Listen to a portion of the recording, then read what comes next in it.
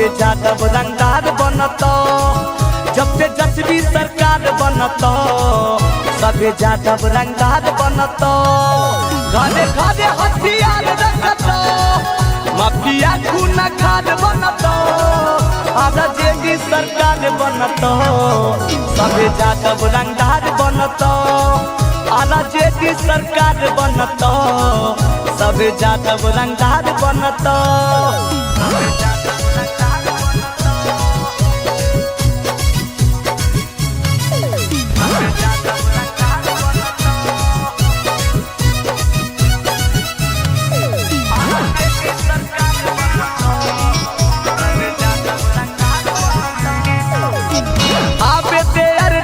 के सारा कार में छुट्टा घुमाई तो भैया बाजार में।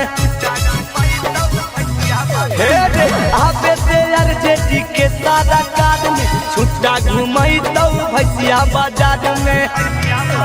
चला तेरे अपनी बात चलता जसन पूरा बिहार मनता। आधा जेडी सरकार बनत सभे जादव रंगदार बनत।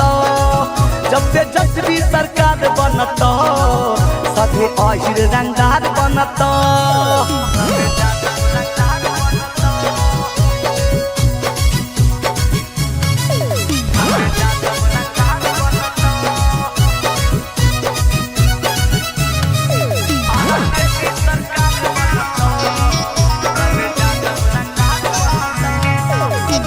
घरे पचल तौरे राइफल के दाना जादव के नाम से न केस लेतौ थाना। अरे घरे पचल तौरे राइफल के दाना जादव के नाम से न केस लेतौ थाना। अमिता सिंह प्रचार करत चिंटू राजा के दहाड़ चलत। आधा जेडी सरकार बनत सभे जादव रंगदार बनत। जब से जसवी सरकार बनत सभे अहिर रंगदार बनत।